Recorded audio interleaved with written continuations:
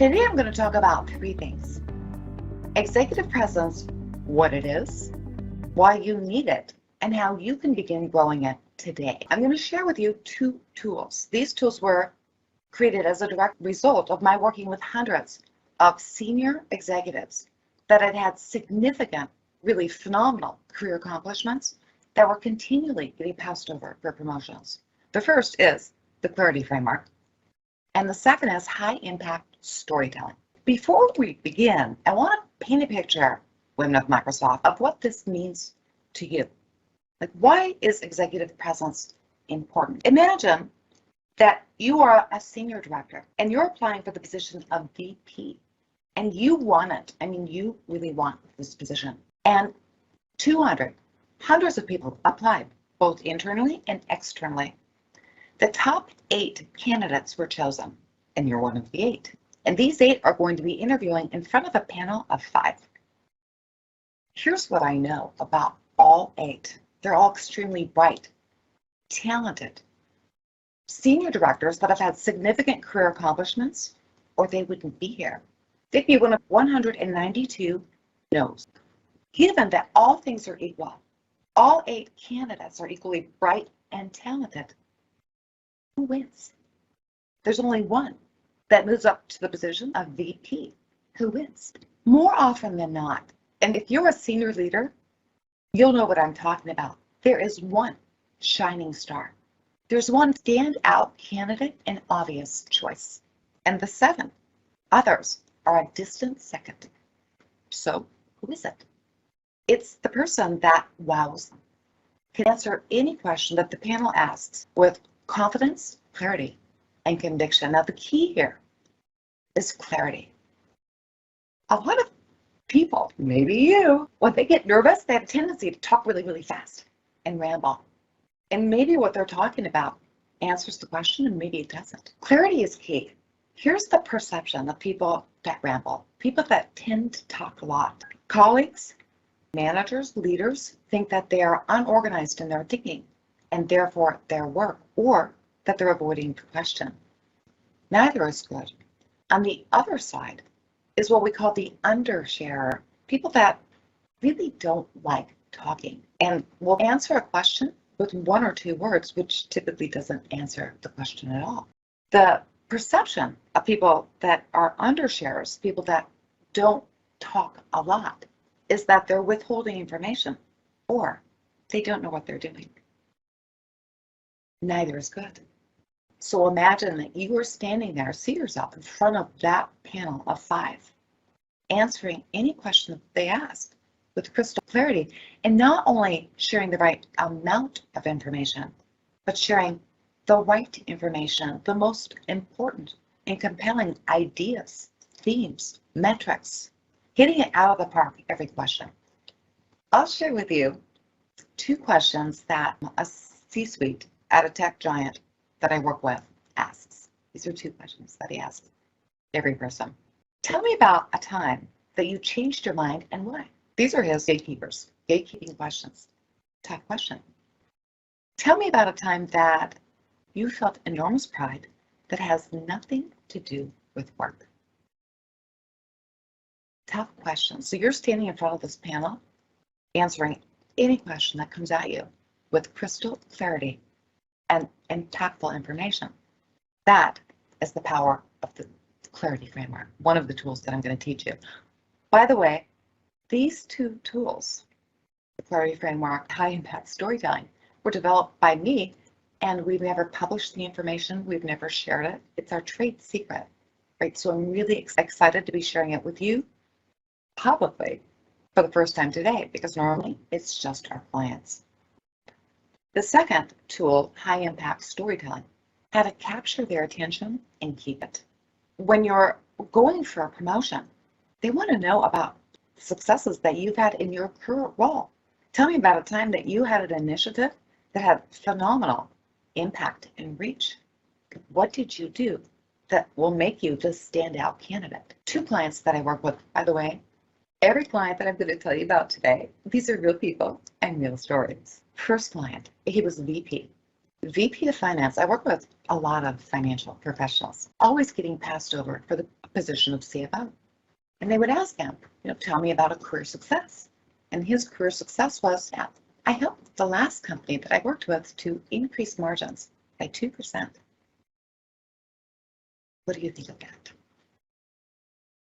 In talking to him, here's what he really did. I helped save a 70-year-old company from bankruptcy, keep 1,700 local jobs here in Seattle by increasing margins by $10 million. Which is better? I mean, the first statement or the second? How to capture their attention and keep it, and highlight your career successes. Example number 2, Sam. Talented senior software developer, always getting passed over for promotions. I'm not going to even tell you the before and after because he didn't really have the before. Here's what he accomplished. His statement. I accomplished in 14 weeks what a team of 30 put in 18 months, developing and releasing a new software that resulted in 20 million plus in sales. That is what he accomplished. Now, we did it with a team of 3, right? But this is his career accomplishment. Whenever Sam told the story, he would just talk about, he was all over the board. He would talk about all of the people on the team of 30. He would talk about they had 4 developers and a UX person and a program manager and a product manager. He would go on and on. It took me, with both Alex and Sam, 2 full hours, 1 hour at a time on 2 different days to understand what they really achieved. Sam was so rambling in his backstory that he never got past the first gatekeeper. He would never be one of the 8. Here's the thing. All of the preparation in the world won't help without the right tools. Most people think that the power to move up in their career, to drive their career in a certain direction, lies outside of themselves. It's in the hands of other people.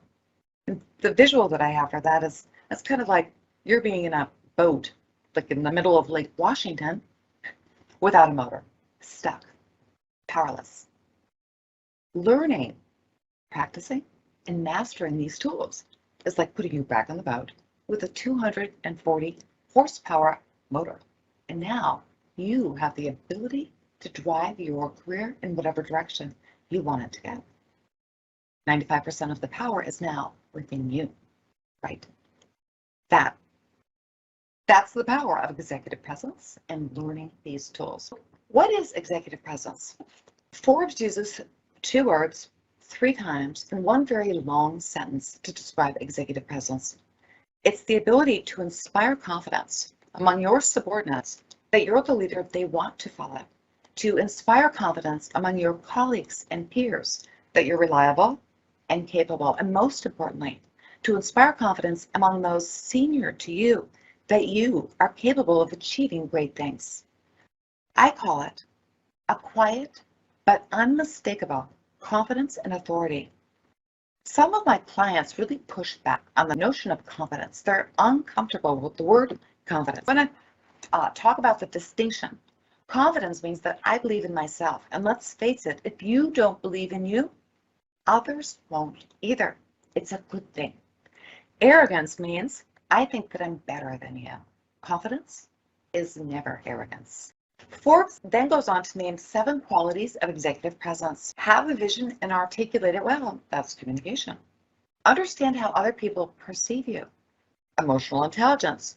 Build your communication skills. Obviously, communication. Become an excellent listener. Communication. Cultivate political savvy. Emotional intelligence. And don't let your appearance be a distraction. All of these things that Forbes names falls into 2 categories, just 2. And those are communication excellence and emotional intelligence. So that is what executive presence is. A lot of people think that it's this undefinable, esoteric it quality. No, it's not. That's what it is. Why do you need it? Having it opens the doors to opportunity. Possibility puts you in the boat with a motor. Not having it means that you're left behind, you're left out, okay? Growing this soft skill allows you to take your career wherever you want it to go. And you don't have to take my word for it. There are so many, countless credible sources. My go-to, Forbes, Fortune, and Harvard. The Muse says executive presence, how it can make or break your career. Forbes, your executive presence determines whether you'll gain action and opportunity. The more significant the opportunity you want C-suite, the more important executive presence. Fortune, executive presence is the ability to engage, align, and move people to act, and it explains why it matters and why you should care. By the way, I've shared all of the links in the material below, so you'll be able to look at that yourself. Working on executive presence, and just the two examples that I gave you above, what did that mean for Alex? In 3 months of Alex working on his communication skills, he was noticeably different. In 5 months, he became CFO. He got the position of CFO. Salary, base salary, doubled with a 50% bonus. Stock options went from 100K to 1.1 million. But more than that, he loves everything about his new role. And as part of a global rollout strategy for an exciting new product, he loves what he does. Example number 2, Sam, the guy that had the phenomenal success but could never get the promotions. In a short period of time, working on his communication skills, both with the clarity framework and high impact storytelling, he was able to get the promotion and move into a division that he loves, which is AI. It's transformational. It's a game changer. Person that I haven't talked about yet, Brenda. She's why I based this scenario, because I'm working with her, and she's a senior director. 5 years in the position of senior director. Always applying for the position of VP, never getting it. When I met Brenda, she was frankly ticked off, cynical, and ready to quit. She felt invisible, undervalued, unappreciated, working on these skills in a short period of time. For the first time ever, Brenda's boss came to her and said, the position of VP is opened up and I think that you should apply. And Brenda said, why now? And her boss said, we think you're ready. Not only her boss, but her boss's boss. So why do you need it? Because then 95% of the power is within you. Today I'm going to teach you our trade secrets, the proprietary stuff that I developed that really helped the people that I mentioned previously move into the exact positions that they want, and many, many others. And the first is called the clarity framework. Normally, I have to tell you, I would spend 1 hour, 1 full hour, explaining it. It takes time to understand that, but we're going to fly through this material at lightning speed. The second is high impact storytelling. Both I would take an hour for. We teach a 12-week communication course that the people that I mentioned above have taken and have had great success. One is building communication. Executive presence is 2 things, communication and emotional intelligence. All of the lessons that we teach, inspirational speaking, if you want to inspire confidence, Forbes, 2 words, 3 times, to be that inspirational presence, then you have to grow the ability to become an inspirational speaker. All of these lessons fall within the clarity framework. They all use the clarity framework. The only one that doesn't is listen like an executive. A lot of people think that listening means that you're just actively listening and you hear the other person and you understand what they're saying. But listening is a lot more than that. It's making the other person feel heard and understood. And there are tools to use to create that connection. The second 12-week course that we teach is emotional intelligence. Most people are very familiar with the concept of emotional intelligence. It's creating a better and greater understanding of yourself and others so that you can create stronger bonds, collaboration, and connections. How to relate to somebody that is your polar opposite, emotional intelligence. The two combined, growing communication and emotional intelligence, is magical. So the clarity framework, what is it? It's not only how to communicate clearly and succinctly, but with the right information. I want to talk about how high-functioning senior leaders think, how they think, where they live, and how they communicate. If you're talking C-suite, VP, here's where they live. Most of the time, it's at the 30,000-foot view. Okay, it's the big picture. That's how they communicate. Think about Cliff Notes. Most of us are familiar with the concept of Cliff Notes. If you take a 400-page book and you turn it into 20 pages, and you pull out, Cliff Notes will pull out the most important themes, ideas, subjects, and topics, and condense it into 20 pages. That is the clarity framework. It's the big picture. Now, imagine if in this scenario, somebody said to you, guy with a 400-page book, what was that book about? And you open it up and you start reading it word for word. That's not what they asked. That's not what they wanted. The clarity framework helps you to speak like an executive.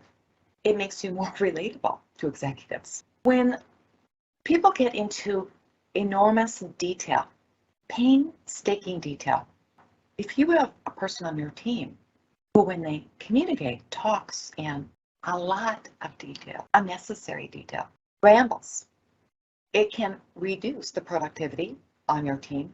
And if you have more than one, it can reduce it exponentially. Noriko asked John, hey, John, did you get the analysis for A and B? And they're in finance. And John says, you wouldn't believe what it took for me to gather this data. It was in 27 different sources. And then they were inputting with different criteria. There were 3 different kinds of software. And it keeps going. Now, Noriko was feeling stressed. She begins thinking, I have so much to do. I'm on a tight deadline. I need this now. It reduces the productivity on your team. If you have more than one rambler, then productivity can be greatly reduced. How many of you have a rambler on your team? I hope that you swipe and vote. Scan the code, the QR code, and vote. So do you have a rambler on your team? Please vote. What do you do when you have a rambler on your team? If you're under a tight deadline, seriously tight deadline, and you're talking with an extreme rambler and you can't do your work until you get the information from them and so on down the line, what do you do? Do you do nothing? Do you wait for a little while and then politely interrupt? Or do you stop them immediately? Ask the question again. Please vote Women of Black Girls Loft. I want to hear what you have to say. The clarity framework uses the same organization and discipline when talking that you use when writing. You have an opening statement, which is a thesis, subjects and bullet points, which fill in the story, the important parts of the story, and a conclusion, which restates your thesis. Simple, right? Takes months to years to master. Now, some people have asked me, Kim, when I write, I have all of the time in the world. I can take my time, choose the right words, but I'm answering questions or talking. That's in real time. How is this possible? The harder you work, the more quickly you'll improve. I see it in my mind. Typically, before you answer a question, you have 3 to 5 seconds. And I hope I get some of your questions today. 3 to 5 seconds. The more you practice, the more quickly you'll improve. I see it in my mind. I see the thesis and the clarity framework. For your opening statement, you want to use vivid words, descriptions, and imagery whenever possible. Specific data points and metrics. You want to have a clear point of view. The story uses bullet points. Now, each subject has one topic. Bullet points fill in the story under each subject and have no more than 3 sentences, and all sentences end with periods. A lot of people that I work with want to have 20 sentences that are really, tied together with ends, just one short sentence. And a conclusion simply restates your thesis. So I want to give you an example. An undersheriff that I worked with named Sarah in San Francisco works for an organization, senior director, and their organization serves the homeless. She's an undersheriff. So people would say, hey, Sarah, how was your event last weekend? And she would say, great. That's it, great. Their organization could serve a couple or could serve several thousand. They wanted to know more than great. So here's an example of the clarity framework at work. My opening statement, our event last weekend was a great, phenomenal success. Okay, now subject number 1. One subject, one topic, no more than 3 sentences. Subject number 1, attendance. We had over 15,000 on-house people attend, and about 25% of those were under the age of 25. Subject number 2, food. We served over 15,000 hot meals with soups, salads, desserts, and your choice of 3 different entrees. We gave out over 30,000 bags of ready-made meals. Each bag contained several days' worth of food. Subject number 3, services. We had over 40 services, which included free haircuts, new clothing, counseling, housing, advocacy, and more. The most popular service by far were our showers. Each had warm water, clean towels, soap, shampoo, and privacy. Subject number 4, fun. There was live music. People were singing along, smiling, and clapping. Many of the kids were dancing, and so were some of the adults. Conclusion. And that is why our event last weekend was phenomenal. Compare the information that I gave you to great. Great doesn't answer the question. The clarity framework provides the right amount of information. Now, imagine if I'd gone into excruciating detail in any one of these topics. You know, I picked the top 5 topics, but I could have talked about all kinds of things. But imagine if I talked at length about all 40 services, one by one, and then describe them. Everyone in detail. Haircuts included beard trimming. We had 4 barber chairs and 12 volunteer stylists and barbers that rotated in shifts. This could take hours. Don't go into excruciating details. Stay at the 30,000-foot view. Also, notice what I didn't include. What a lot of people do is somebody will say, "Hey, Sarah, how was your event last week?" And then Sarah will say, "Oh my gosh, you wouldn't believe the amount of red tape that it took to pull that off." Seriously, we spent hours, a team of 3 at the city, probably more than 40 hours. Or you wouldn't believe what it took to organize the volunteers for this event. That wasn't the question, even though that is what they may have been thinking about. The question was, how was your event last weekend? So what do you think of the clarity framework?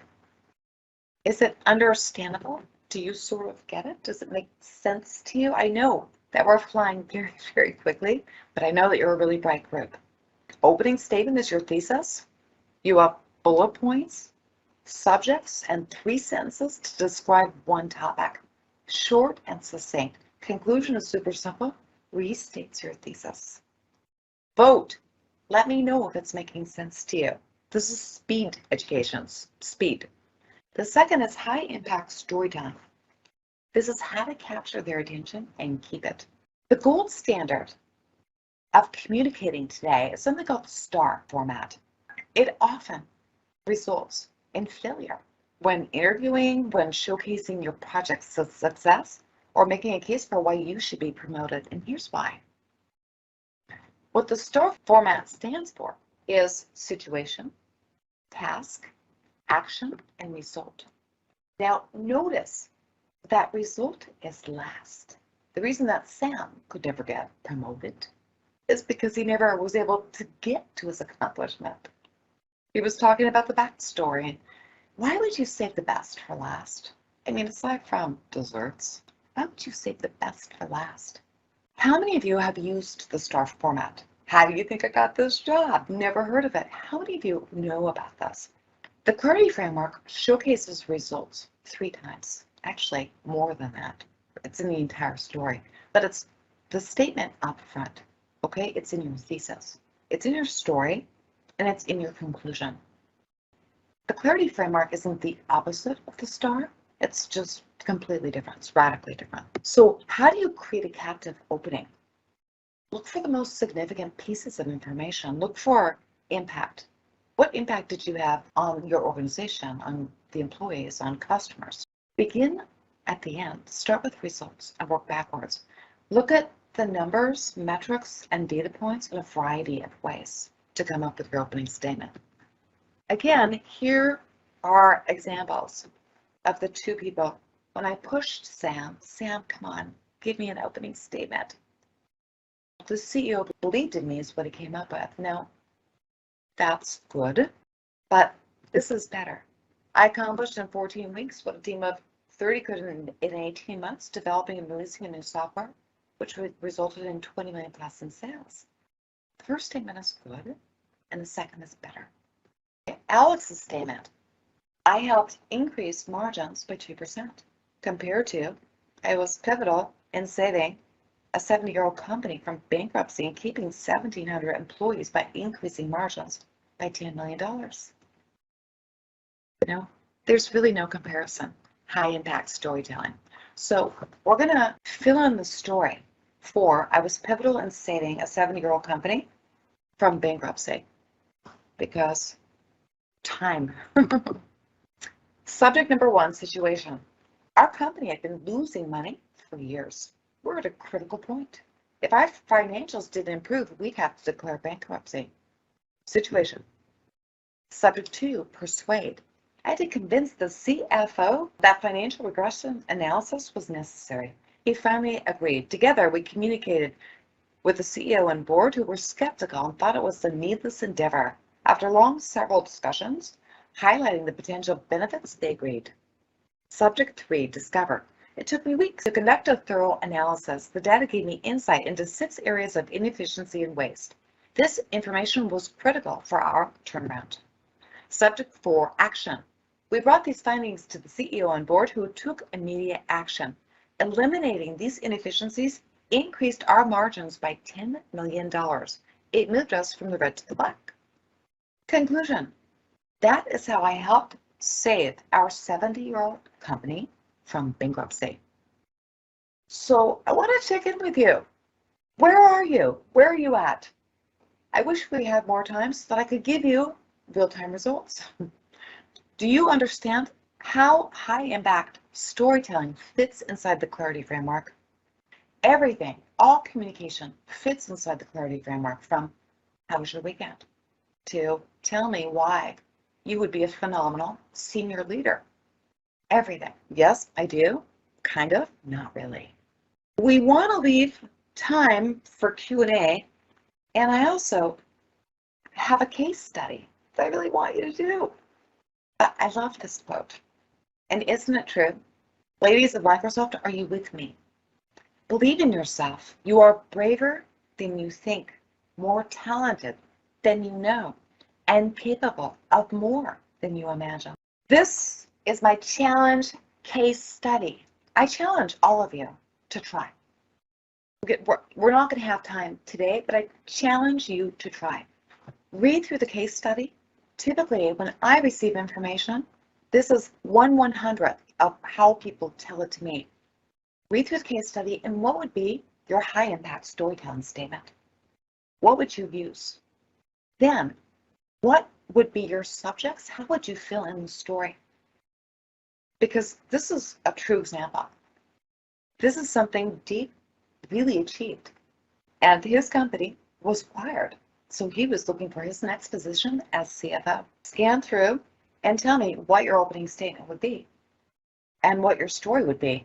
So I guess we're going to open this up for questions.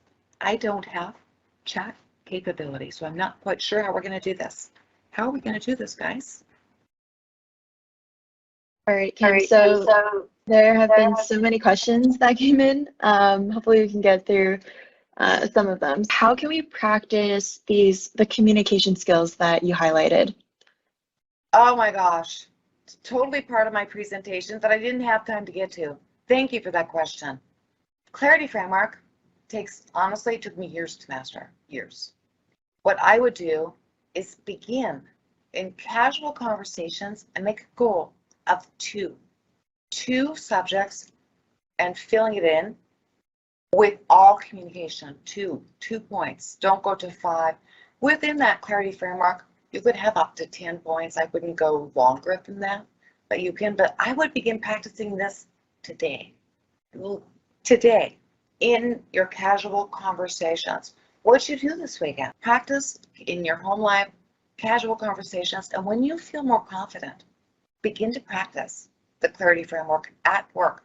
Let's start with 2. Start today, because this is how you can build your executive presence, your communication strength. Please start today. Tina, next question.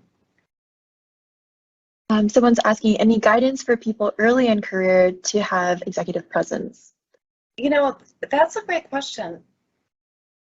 Executive presence, people think that it comes naturally to people as they get older. It just grows, they just develop it. That's not the case. There are some people that are very young that have this quiet confidence and authority. And there are some people that are in the late stages of their career that are extremely insecure. So don't assume that just because you're a new professional that you don't possess some of these skills. But how can you start growing it today? You can begin by practicing your communication skills. Whenever you have an opportunity to step up, to speak, to showcase, they could be the best and brightest, doing great things, and no one knows about it. Why? Because they're afraid to speak in front of senior leadership. They want somebody else to speak for them. So that takes your phenomenal accomplishments and hides it because only you know about it. The way that you can begin growing your executive presence, growing your confidence, is stepping up. Showing courage, and courage is not the lack of fear. It's having fear and doing it nonetheless. I used to be terrified of public speaking. How about that? Terrified. I would shake and sweat and turn bright red. It was awful. It took me years to conquer it. When you have this fear, when you have the ability to showcase your work, to talk in front of senior leaders, do it. And don't assume that just because you're a younger professional, that you don't already possess some of these skills. Next question. Yeah, courage is not the lack of fear. I really like that, Kim. So the next question is, what are some things not to do while trying to establish your executive presence? Some things not to do. When I say to take the opportunities to speak in public, whenever you have the opportunity, take the opportunity. But don't do that. So what not to do? Unprepared. Just like for today's event, even though there was technical glitches and issues, I was extremely prepared. So what not to do is don't say that, yeah, I'd love to take that speaking gig, or I would love to lead this project when you're not ready and you don't have the skills yet. I would love to mentor this person when you're not ready. When you're going to step into a role, do it with all that you have and make sure that you have the skill sets. Put the time in and the practice in. So be brave, right? It's okay to have the fear, be courageous, but what not to do is don't step into anything new unprepared. Another thing not to do, this is a double negative, don't not do something that you're afraid of every single day. Do something that scares you every single day. How are you going to grow? Because everything you want is on the other side of fear. Everything. For me, terrified about speaking, freedom, fun, joy, success. Everything you want is on the other side of fear. So, double negative, don't not do something that scares you every day. Do something that scares you every single day. Tina.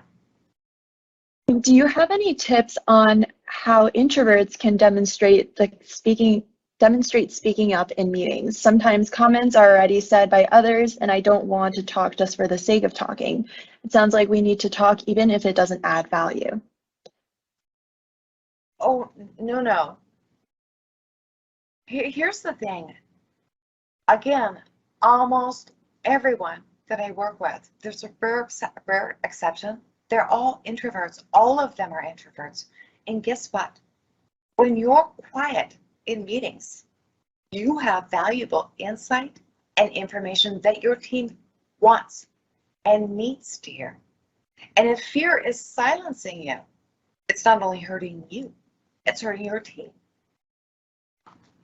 When you speak up at meetings, it sounds like do something that scares you every day, you're afraid of that. Like I was once terrified of public speaking. It's terrifying, right? Okay? And so that is outweighing what you see as adding value to the meeting. But the truth is that you have valuable insight and information that your team wants and needs to hear. And for you, how did I get to the other side of fear when I was terrified, extreme introvert, terrified of speaking? By doing it a lot. The more often you do it, the more quickly you'll improve.